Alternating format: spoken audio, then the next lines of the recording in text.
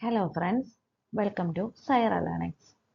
UGC NET general paper syllabus അനുസരിച്ചുള്ള 4th unit communication എന്ന ഭാഗത്ത് ടൈപ്സ് ഓഫ് കമ്മ്യൂണിക്കേഷനെ പറ്റിയിട്ടാണ് ഇന്ന് സംസാരിക്കുന്നത്.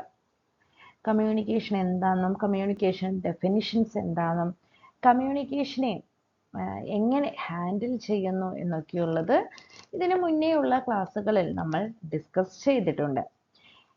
ഇന്ന് ഈ ഒരു ക്ലാസ്സിൽ ചർച്ച ചെയ്യുന്നത് പ്രധാനപ്പെട്ട ടൈപ്സ്, കമ്മ്യൂണിക്കേഷനെ കാറ്റഗറൈസ് ചെയ്യുന്ന ടൈപ്സ് എങ്ങനെയൊക്കെയാണ് എന്നുള്ളതാണ്. We know that communication involves a sender and a receiver of message to perform a function. Communication നടക്കുന്നതിന് ഒരു സെൻഡർ അതേപോലെ തന്നെ ഒരു റിസീവർ ആവശ്യമുണ്ട് എന്ന് നമുക്കറിയാം അല്ലേ? അപ്പം അത്തരത്തിൽ ഒരു സെൻഡർ ആൻഡ് റിസീവർ ആവശ്യമുണ്ട്. ഇവർ തമ്മിലൊരു റിലേഷൻഷിപ്പ് എല്ലായ്പ്പോഴും ഉണ്ടാകുന്നത് കമ്മ്യൂണിക്കേഷനെ ഈസി ആക്കാറുണ്ട് അല്ലേ? The message is shared between two persons where either one reacts to the message and one does not react. It can be said that communication is social and cultural togetherness. Communication എന്ന് പറയുമ്പോൾ എല്ലായ്പ്പോഴും ഒന്നിലധികം ആൾക്കാർ കമ്മ്യൂണിക്കേഷന്റെ പ്രോസസ്സിന്റെ ഭാഗമാവുകയും ആ ഒരു പ്രോസസ്സിൽ പല രീതിയിൽ അവർ അതിനെ പല റിലേഷൻഷിപ്പിൽ പല രീതിയിൽ അതിനെ ഹാൻഡിൽ ചെയ്യുകയും ചെയ്യുമ്പോഴാണ് കമ്മ്യൂണിക്കേഷൻ പ്രോസസ്സ് ഈസി ആവാറുള്ളത്. അത്തരത്തിൽ സെൻഡർ ആൻഡ് റിസീവർ ഈ രണ്ട് പോയിന്റുകൾ തമ്മിലുള്ള റിലേഷൻഷിപ്പിനെ ബേസ് ചെയ്തുകൊണ്ട് കമ്മ്യൂണിക്കേഷനെ എസ്പെഷ്യലി 3 കാറ്റഗറി ആയി തരംതിരിക്കാറുണ്ട്. അവയാണ് interpersonal or dyadic communication, intrapersonal communication and mass communication. ഇതല്ലാതെ വിവിധ രീതിയിൽ കമ്മ്യൂണിക്കേഷനെ കാറ്റഗറൈസ് ചെയ്യാറുണ്ട്. കമ്മ്യൂണിക്കേഷന്റെ പർപ്പസും സ്റ്റൈലും അനുസരിച്ച് ഫോർമൽ കമ്മ്യൂണിക്കേഷൻ, ഇൻഫോർമൽ കമ്മ്യൂണിക്കേഷൻ എന്നിങ്ങനെ കാറ്റഗറൈസ് ചെയ്യാറുണ്ട്. അതേപോലെ തന്നെ കമ്മ്യൂണിക്കേഷന്റെ ഫ്ലോ ഓഫ് ഡയറക്ഷൻ അനുസരിച്ച് vertical communication, horizontal communication, diagonal communication എന്നിങ്ങനെയൊക്കെ കാറ്റഗറൈസ് ചെയ്യാറുണ്ട്. ഇവിടെ നമ്മൾ ഡിസ്കസ് ചെയ്യുന്നത് കമ്മ്യൂണിക്കേഷനെ റിലേഷൻഷിപ്പ് എലമെന്റിന്റെ ബേസ് ചെയ്തുകൊണ്ട് എങ്ങനെയാണ് കാറ്റഗറൈസ് ചെയ്യുന്നത്. അത് പ്രധാനമായും 3 തരത്തിലാണ്. ഏതൊക്കെയാണ്? Interpersonal or dyadic communication, intrapersonal communication and mass communication. ഓർത്തു വെക്കുക ഏതൊക്കെയാണ് communication categorized on the basis of relationship element. Interpersonal or dyadic, second one is intrapersonal and third is mass communication. ഇനി ഇവ ഡീറ്റെയിൽഡ് ആയിട്ട് നമുക്ക് പരിചയപ്പെടാം. ഇവയെല്ലാം ഡീറ്റെയിൽഡ് ആയിട്ട് നമുക്ക് അറിഞ്ഞിരിക്കണം.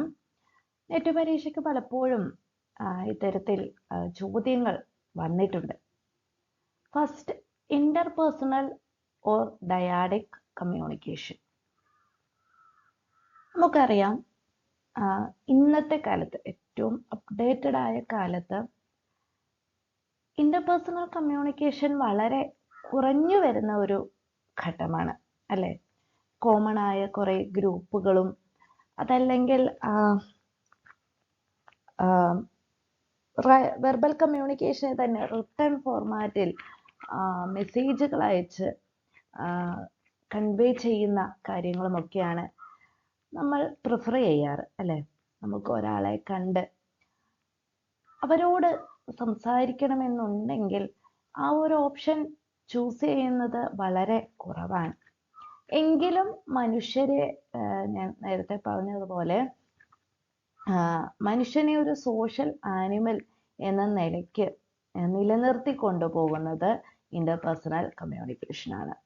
നമ്മൾ നമ്മളുടെ വീട്ടുകാരോട്, അച്ഛൻ, അമ്മ ഓർ നമ്മളുടെ പ്രിയപ്പെട്ട ആൾക്കാരോട് നമ്മൾ സംസാരിക്കുന്നത്, നമ്മൾ മാക്സിമം സമയം ചെലവഴിക്കുന്നത് എല്ലാം ഇന്റർപേഴ്സണൽ കമ്മ്യൂണിക്കേഷന്റെ ഭാഗമായി വരും. ക്ലാസ് റൂം കമ്മ്യൂണിക്കേഷനിൽ ഒക്കെ നമുക്കെല്ലായ്പ്പോഴും നമ്മളുടെ ഒരു ബെസ്റ്റ് ഫ്രണ്ട് അല്ലെങ്കിൽ ഒരു ഫേവറേറ്റ് ആയിട്ടുള്ള ആൾ നമുക്കുണ്ടായിരിക്കും. അവരൊക്കെ ഉണ്ടാവുന്ന സമയത്ത് നമ്മൾ അവരോട് സംസാരിക്കുന്നതും മറ്റു കാര്യങ്ങളുമെല്ലാം ഇന്റർപേഴ്സണൽ കമ്മ്യൂണിക്കേഷന്റെ ഭാഗമായി വരാറുള്ളതാണ്. ഇന്റർപേഴ്സണൽ കമ്മ്യൂണിക്കേഷൻ എന്ന് പറയുമ്പോൾ ഈ ഈ ആയിട്ടുള്ള കാര്യങ്ങളെല്ലാം തന്നെയാണ് ഉൾപ്പെടുന്നത്. ഇന്റർപേഴ്സണൽ കമ്മ്യൂണിക്കേഷൻ ഒരു ഡയാഡിക് കമ്മ്യൂണിക്കേഷന്റെ റിലേഷൻഷിപ്പ് എലമെന്റ് അനുസരിച്ചാണ് അല്ലെ. അപ്പം നേരത്തെ പറഞ്ഞ സെൻഡറും റിസീവറും ഇന്റർപേഴ്സണൽ കമ്മ്യൂണിക്കേഷന്റെ ഭാഗമായിട്ട് ഉണ്ടാവാറുണ്ട്. സെൻഡറും റിസീവറും ഇവർ തമ്മിലുള്ള ഒരു ക്ലോസ് റിലേഷൻഷിപ്പ് ആണ് പലപ്പോഴും ഇന്റർപേഴ്സണൽ കമ്മ്യൂണിക്കേഷനെ മുന്നോട്ട് കൊണ്ടുപോകാറുള്ളത്. അപ്പം സെൻഡറും റിസീവറും തമ്മിലുള്ള ഒരു ക്ലോസ് റിലേഷൻഷിപ്പ് ആണ് ഇന്റർപേഴ്സണൽ കമ്മ്യൂണിക്കേഷനെ പലപ്പോഴും ഐഡന്റിഫൈ ചെയ്യാറ്. അതുകൊണ്ട് തന്നെ interpersonal communication is a process by which people exchange information, feelings and meanings. ഫീലിങ്സുകളെ പലപ്പോഴും എക്സ്ചേഞ്ച് ചെയ്യുക എന്ന് പറയുമ്പോൾ അത് നമ്മളുടെ ക്ലോസ് റിലേഷൻഷിപ്പ് ഉള്ള ആൾക്കാരോട് മാത്രമേ നമ്മൾ നമ്മളുടെ ഫീലിങ്സുകൾ എക്സ്ചേഞ്ച് ചെയ്യാറുള്ളൂ. അപ്പോൾ ഇന്റർപേഴ്സണൽ കമ്മ്യൂണിക്കേഷന്റെ മെയിൻ കൺസെപ്റ്റ് എന്താണെന്ന് വെച്ച് കഴിഞ്ഞാൽ exchange of information, feelings etcetera. And moreover, it is a face-to-face communication. പലപ്പോഴും സൈക്കോളജിക്കൽ ട്രീറ്റ്മെന്റുകളും മറ്റും എടുക്കുന്ന സമയത്ത് ഇന്റർപേഴ്സണൽ കമ്മ്യൂണിക്കേഷൻ പലപ്പോഴും പ്രിഫർ ചെയ്യാറുള്ളത്. ഇന്റർപേഴ്സണൽ കമ്മ്യൂണിക്കേഷൻ അതായത് ഫേസ് ടു ഫേസ് കമ്മ്യൂണിക്കേഷൻ നേരിട്ട് പറയുന്നു. ആ പറയുന്ന സമയത്ത് നമ്മൾ ഇമോഷണലി നമ്മൾ അവരോട് സംസാരിക്കുന്നു.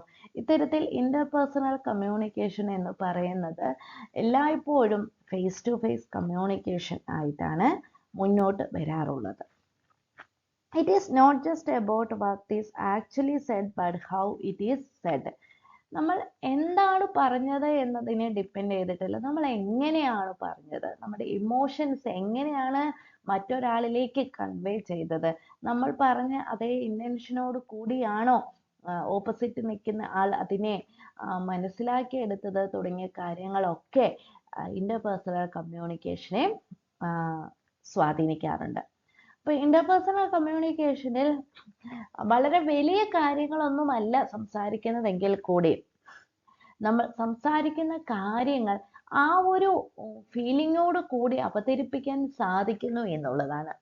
പലപ്പോഴും ഇപ്പോൾ ഇൻഫോർമൽ ആയിക്കോട്ടെ, ഒഫീഷ്യൽ ആയിക്കോട്ടെ, വെർബൽ കമ്മ്യൂണിക്കേഷൻ ആയിക്കോട്ടെ, മാസ് കമ്മ്യൂണിക്കേഷൻ ആയിക്കോട്ടെ, അതിലൊന്നും സാധിക്കാതെ പോകുന്ന ഒരു ഇമോഷണൽ കൺവേയിങ് ഇന്റർപേഴ്സണൽ കമ്മ്യൂണിക്കേഷനിൽ പലപ്പോഴും സാധിക്കാറുണ്ട്. അതുകൊണ്ട് തന്നെ it take place in formal or informal format and can take place anywhere by means of words, sound, facial expression, gestures and postures. ഫോർമലായും ഇൻഫോർമലായിട്ടും ഒക്കെയുള്ള രീതിയിൽ ഇന്റർപേഴ്സണൽ കമ്മ്യൂണിക്കേഷൻ സാധിക്കാറുണ്ട്. നമ്മളൊരു ഓഫീസിൽ പോയി നമുക്ക് ആ ഓഫീസറോട് സംസാരിക്കണം. പലപ്പോഴും ആ ഓഫീസിൽ ആവശ്യക്കാരനെ അല്ലെങ്കിൽ ആ കാര്യം നടക്കേണ്ട ആളെ മാത്രമേ ഓഫീസിന്റെ ഉള്ളിലേക്ക് കടത്തിവിടാറുള്ളൂ. അതുകൊണ്ട് അപ്പോൾ അവരുടെ ഒരു സംസാരം ഒരു ഒഫീഷ്യൽ ഫോർമാറ്റിലായിരിക്കാം. അതുകൊണ്ട് തന്നെ അതൊരു ഫോർമലാണ്. ഇനി ഇൻ കേസ് ഇൻഫോർമൽ കേസുകളായി, അതായത് ഇൻഫോർമൽ ആയിട്ടൊക്കെയുള്ള സംസാരങ്ങൾ വരും. പലപ്പോഴും നമ്മൾ ഒരു എന്താ പറയാ, നമ്മളുടെ കളിയാക്കലുകളും മറ്റും ഇൻഫോർമൽ ആയിട്ടാണ് വരിക. അത് അത്രയും ക്ലോസ് ആയിട്ടുള്ള റിലേഷൻഷിപ്പിലുള്ള ഒരാളോട് മാത്രമേ നമ്മൾ അത്തരത്തിലൊക്കെ സംസാരിക്കാറുള്ളൂ. അതോടൊപ്പം തന്നെ ഇന്റർപേഴ്സണൽ കമ്മ്യൂണിക്കേഷൻ പലപ്പോഴും വാക്കുകളിൽ കൂടിയോ ഇമോഷൻസിൽ കൂടിയോ മാത്രമല്ല, മറ്റൊരാളുടെ നോട്ടത്തിൽ നമുക്ക് ഇഷ്ടമില്ല എന്ന് പറയുമ്പോൾ ചിലപ്പോൾ നമ്മൾ ഒരു പൊതുസഭയിൽ നിന്ന് മറ്റൊരാളോട്, നമ്മളുടെ ഏറ്റവും പ്രിയപ്പെട്ട ഒരാളോട് നമ്മൾ വേണ്ട എന്നുള്ളത് ഒരു നോട്ടത്തിലോ അല്ലെങ്കിൽ ഒരു തലയാട്ടലിലോ ഒക്കെ മനസ്സിലാക്കിയെടുക്കാൻ സാധിക്കും. അപ്പോൾ ഇന്റർപേഴ്സണൽ കമ്മ്യൂണിക്കേഷൻ പലപ്പോഴും സൗണ്ട്, വേർഡ്സ് ഇതല്ലാതെ ഫേഷ്യൽ എക്സ്പ്രഷൻ, ജസ്റ്റേഴ്സ്, പോസ്റ്റേഴ്സ് തുടങ്ങിയവയിൽ കൂടിയൊക്കെ മനസ്സിലാക്കാൻ സാധിക്കുന്നതാണ് ഇന്റർപേഴ്സണൽ കമ്മ്യൂണിക്കേഷൻ. ഇപ്പോൾ ഒരു താല്പര്യമില്ലാത്ത ഒരു ടോപ്പിക്കിനെ പറ്റിയാണ് സംസാരിക്കുന്നതെങ്കിൽ നമുക്കത് ഓപ്പൺ ആയിട്ട് പറയുന്നതിൽ മറ്റൊരാളോട് എനിക്ക് ഈ വിഷയം സംസാരിക്കാൻ താല്പര്യമില്ല എന്ന് ഓപ്പൺ ആയിട്ട് സംസാരിക്കുന്നതിനേക്കാളും നമ്മളതിനെ നെഗ്ലക്റ്റ് ചെയ്ത് നമ്മളതിനെ ഒഴിവാക്കി മുന്നോട്ട് പോകുമ്പോൾ അത് നമ്മളുടെ ശരീരഭാഷയിൽ നമ്മുടെ ബോഡി ലാംഗ്വേജിൽ പലപ്പോഴും പ്രകടമാകാറുണ്ട്. അതുകൊണ്ട് തന്നെ it can take place anywhere. നമുക്ക് നമ്മളുടെ ഒരു നമ്മൾ ഇനിഷ്യേറ്റീവ് എടുക്കണമെന്ന് മാത്രമല്ല, മറ്റൊരാൾ കൂടി നമ്മളോട് അവർക്ക് ആവശ്യമുള്ള എന്ത് കാര്യം നമ്മളോട് സംസാരിക്കുമ്പോഴും അത് ഇന്റർപേഴ്സണൽ കമ്മ്യൂണിക്കേഷന്റെ ഭാഗമായി വരാറുണ്ട്.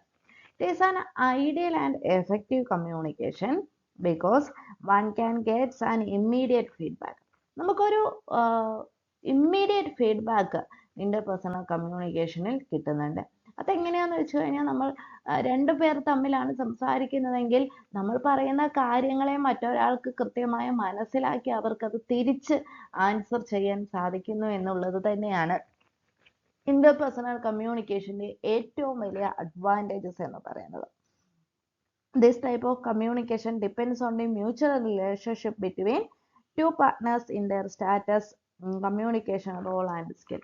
ഒരു മ്യൂച്വൽ റിലേഷൻഷിപ്പിനെ പുറത്താണ് പലപ്പോഴും ഇന്റർപേഴ്സണൽ കമ്മ്യൂണിക്കേഷൻ മുന്നോട്ട് പോകാറുള്ളത്. അപ്പോൾ ഇന്റർപേഴ്സണൽ കമ്മ്യൂണിക്കേഷൻ എന്ന് പറയുന്നത് റിലേഷൻഷിപ്പ് എലമെന്റിന്റെ ബേസിസിൽ എങ്ങനെയാണ് ഡിഫൈൻ ചെയ്യുന്നത് എന്നുള്ളതാണ് ഇവിടെ എക്സ്പ്ലെയിൻ ചെയ്തിട്ടുള്ളത്. Next is intrapersonal communication. നമുക്കറിയാം intrapersonal communication takes place within the individual. നമ്മൾ തന്നെ നമ്മളോട് പലപ്പോഴും സംസാരിക്കാറുണ്ട് അല്ലേ? അപ്പോൾ അതൊരു psychological മാറ്ററാണ്.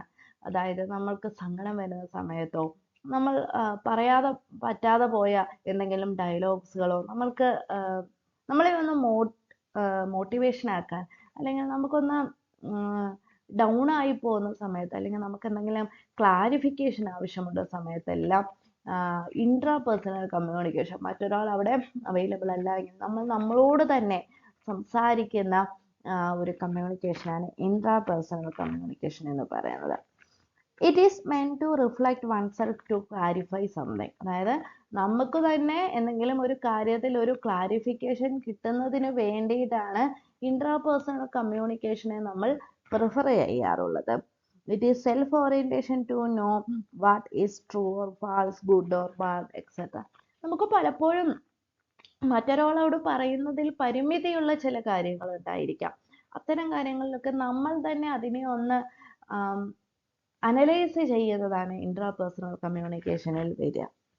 It might be descriptive or prescriptive. നമ്മളതിനെ വിശദമായി അങ്ങനെ ആയില്ല, അത് ശരിയായില്ല, ഇതിങ്ങനെ പറഞ്ഞാൽ മതിയായിരുന്നു, അല്ലെങ്കിൽ ഇങ്ങനെ ചെയ്യണമായിരുന്നു, എനിക്കത് പറ്റിയില്ല, അങ്ങനെയുള്ള നമ്മളുടെ സെൽഫിനോട് തന്നെ സംസാരിക്കുന്ന പല കാര്യങ്ങളും ഈ ഒരു ഇൻട്രാപേഴ്സണൽ കമ്മ്യൂണിക്കേഷന്റെ ഭാഗമായി വരാറുണ്ട്. It is generally consistent with values so that it is often emotional. This learned idea of an individual. നമ്മളുടെ ഇമോഷണലിലെ നമ്മൾ തന്നെ ബാലൻസ് ചെയ്യുകയും നമ്മൾ തന്നെ ആ ഇമോഷൻസിന് മുകളിൽ സംസാരിക്കുകയും ചെയ്യുന്നതാണ് പലപ്പോഴും ഇൻട്രാപേഴ്സണൽ കമ്മ്യൂണിക്കേഷനായി വരാറുള്ളത്. പലപ്പോഴും നെറ്റ് പരീക്ഷയ്ക്ക് ഇൻട്രാപേഴ്സണൽ കമ്മ്യൂണിക്കേഷൻ റിലേറ്റഡ് ആയിട്ടുള്ള ചോദ്യങ്ങൾ ചോദിച്ച് കണ്ടിട്ടുണ്ട്. പല രീതിയിൽ ഇത് ഏത് ടൈപ്പ്, അതായത് the communication which is meant to reflect oneself to clarify something, which communication എന്നൊക്കെ ടൈപ്പ് ചോദ്യങ്ങൾ ചോദിച്ചു കണ്ടിട്ടുണ്ട്. അതുകൊണ്ട് ശ്രദ്ധയോടെ തന്നെ ഈ കൺസെപ്റ്റുകളെല്ലാം, കമ്മ്യൂണിക്കേഷൻ്റെ ഈ ഒരു ക്ലാസിഫിക്കേഷൻ എല്ലാം പഠിക്കേണ്ടത് കൂടിയാണ്. അടുത്തത് mass or mediated communication. Communication with mass audience is called mass or mediated communication. അവിടെ ഒരു റിലേഷൻഷിപ്പിൽ നമ്മൾ നേരത്തെ സംസാരിച്ച റിലേഷൻഷിപ്പുകൾ, ഒന്ന് വളരെ ക്ലോസ് ആയിട്ട് നമ്മൾ വളരെ ഡയറക്റ്റ് ആയിട്ട് വളരെ നിയറസ്റ്റ് ആയിട്ട് നമ്മൾ സംസാരിക്കും, ഒന്ന് നമ്മളോട് തന്നെ സംസാരിക്കുന്നു. ഇവിടെയെല്ലാം നമ്മളുടേതായിട്ടുള്ള ഒരു റിലേഷൻഷിപ്പ് ഉണ്ടായിരുന്നു. പക്ഷെ മാസ് ഓർ മീഡിയേറ്റഡ് കമ്മ്യൂണിക്കേഷനിൽ ഒരു പൊതു റിലേഷൻ ഉണ്ടായിരിക്കും, പക്ഷെ ആ ക്ലോസ് റിലേഷൻ ഉണ്ടായിരിക്കില്ല. ആ ക്ലോസ് റിലേഷൻ ഇല്ലാത്തത് കൊണ്ട് തന്നെ നമ്മളുടെ ചോയ്സിനെ അല്ലെങ്കിൽ നമ്മളുടെ എത്തിക്സിനനുസരിച്ചിട്ടുള്ള ഒരു കോമൺ ഫാക്ടർ ആയിരിക്കാം ഇവരെ ആ ഒരു റിലേഷൻഷിപ്പിൽ ഉൾപ്പെടുത്തുക. അതുകൊണ്ട് തന്നെ ഇതൊരു മീഡിയേറ്റഡ് കമ്മ്യൂണിക്കേഷൻ ആണ്. നമുക്കൊരു സെൻഡറും റിസീവറും തമ്മിലുള്ള ഒരു ഗ്യാപ്പ് അവിടെ ഉണ്ടായിരിക്കും. But there is a relationship. It is used as synonyms for convince. അതായത് നമ്മളുടെ പല കാര്യങ്ങളും ഇപ്പോൾ മാസ് ഓർ മീഡിയേറ്റർ കമ്മ്യൂണിക്കേഷന് ഞാൻ നേരത്തെ പറഞ്ഞതുപോലെ ഇപ്പോൾ ഒരു സ്പീച്ച്, ഒരു പ്രത്യേക ടോപ്പിക്കിൽ ആ ടോപ്പിക്ക് കേൾക്കാൻ ഇൻട്രസ്റ്റ് ഉള്ള ആൾക്കാരായിരിക്കാം അതിലിരിക്കുക, അല്ലെ? അതേപോലെ തന്നെ ഒരു പൊതുപരിപാടിയിൽ അതിനോട് താല്പര്യമുള്ളതോ അത് ആവശ്യമുള്ളതോ ആൾക്കാരായിരിക്കും. ടി വിയിലെയോ റേഡിയോയിലെയോ പലതരം പ്രോഗ്രാമുകളിൽ എല്ലായ്പ്പോഴും അത് താല്പര്യമുള്ള ആൾക്കാർ, ആ താല്പര്യത്തെയാണ്, നമ്മുടെ കൺവീൻസിനനുസരിച്ചിട്ടാണ് മാസ് ഓർ മീഡിയേറ്റർ കമ്മ്യൂണിക്കേഷൻ എല്ലായ്പ്പോഴും ongoing ആയിക്കൊണ്ടിരിക്കുക. The channel through which communication take place is called mass media. Mass media എന്താണ് എന്ന് നമ്മൾ അറിഞ്ഞിരിക്കണം, അല്ലെ? അപ്പൊ അത് നടക്കുന്ന ആ ഒരു ചാനലിനെയാണ്, ഇപ്പോൾ ഒരു റേഡിയോ പ്രോഗ്രാം അതൊരു ചാനലാണ്, ആ ഒരു മാസ് മീഡിയ. അപ്പോൾ റേഡിയോ എന്ന് പറയുന്ന ഒരു മാസ് മീഡിയ ആയിട്ട് വരികയാണ്. ന്യൂസ് പേപ്പർ, നമ്മൾ ന്യൂസ് വായിക്കുന്നു, പലതരം ന്യൂസുകൾ പേപ്പറിൽ ഉണ്ടായിരിക്കാം. പക്ഷെ നമ്മൾ ഇപ്പോൾ സ്പോർട്സ് ഇഷ്ടമുള്ള ഒരാൾ സ്പോർട്സ് ആയിരിക്കാം പ്രിഫർ ചെയ്ത് വായിക്കുന്നത്. അപ്പോൾ മാസ് ഓർ മീഡിയേറ്റർ കമ്മ്യൂണിക്കേഷന്റെ ഭാഗമായി വരുന്നത് അത്തരത്തിൽ നമ്മളുടെ താല്പര്യങ്ങളെ അനുസരിച്ചാണ്. അതുകൊണ്ട് തന്നെ ഒരു ചാനൽ ഇതിനാവശ്യമാണ്. ആ ചാനലിനെ പറയുന്നതാണ് മാസ് മീഡിയ എന്നുള്ളത്. Any mechanical device that multiplies messages and takes into a large number of people simultaneously is called mass communication. Any mechanical device, ഒരു mechanical device mass or mediator communication ആവശ്യമാണ്. അത് ഒരേ കാര്യം large number of പീപ്പിളിലേക്ക് എത്തിക്കുന്നു, അത് ഒരേ സമയത്താണ് എത്തിക്കുന്നത്. അതുകൊണ്ടാണ് ഇതിനെ മാസ് കമ്മ്യൂണിക്കേഷൻ എന്ന് പറയുന്നത്. ഇപ്പൊ ന്യൂസ് പേപ്പർ, ന്യൂസ് അച്ചടിക്കുന്ന എല്ലാ ന്യൂസ് പേപ്പറിലും ഒരേ വാർത്തകൾ തന്നെ ആയിരിക്കും ഉണ്ടായിരിക്കുക. പക്ഷെ അത് എല്ലാ ദിവസവും രാവിലെ തൊട്ട് ഉച്ച വരെയുള്ള സമയങ്ങളിൽ ന്യൂസ് പേപ്പർ സപ്ലൈ നടക്കുന്നു. ആ സമയം ഇപ്പൊ കേരളത്തിലുള്ള എല്ലാവരും അന്നത്തെ ദിവസത്തെ വാർത്തകൾ വായിക്കുന്നു. ഇത് ഒരു ലാർജ് നമ്പർ ഓഫ് പീപ്പിളിലേക്ക് സൈമിൾട്ടേനിയസ്ലി എത്തുന്നു. അതിന്റെ സോഴ്സ് എന്ന് പറയുന്നത് ഒരു മെസ്സേജ് ആണ്. ആ മെസ്സേജിനെ മൾട്ടിപ്ലൈ ചെയ്യുന്നു എന്നുള്ളതാണ്. അതുകൊണ്ട് തന്നെ അതിന് മെക്കാനിക്കൽ ഡിവൈസസ് ആവശ്യമാണ്. This is special kind of communication in which the nature of the audience is considered. നേരത്തെ പറഞ്ഞ പോലെ ഓഡിയൻസിന്റെ നേച്ചർ, അവരുടെ ഇൻട്രസ്റ്റിനെ ഡിപ്പെൻഡ് ചെയ്തിട്ടുകൊണ്ടാണ് mass or mediator communication ongoing ആവുന്നത്. It's feedback is different from that of interpersonal communication. Feedback വളരെ delay ആണ്. നമുക്കൊരു ന്യൂസിൽ എതിരഭിപ്രായം ഉണ്ടെങ്കിൽ നമ്മൾ അതിലേക്ക് തിരിച്ച് ഇന്നത്തെ കാലത്ത് മെയിലോ അല്ലെങ്കിൽ മറ്റെന്തെങ്കിലും സാഹചര്യം ഒന്ന് നമ്മൾ അവിടെ അറിയിച്ച് അത് മാറ്റി വരാൻ സമയമെടുക്കും. പക്ഷെ അപ്പോഴേക്ക് ഈ ഒരു ന്യൂസ് എല്ലാവരിലേക്കും എത്തിയിട്ടുണ്ടായിരിക്കും. ഇതിന്റെ എക്സാമ്പിൾസ് ആണ് radio, TV, newspapers, film, magazines etcetera examples of mass communication. Mass കമ്മ്യൂണിക്കേഷനും ഇന്റർപേഴ്സണൽ കമ്മ്യൂണിക്കേഷനും ഇൻട്രാപേഴ്സണൽ കമ്മ്യൂണിക്കേഷനും ഒക്കെ കമ്മ്യൂണിക്കേഷന്റെ ഏറ്റവും ബേസ് ആയിട്ടുള്ള കാര്യങ്ങളാണ്.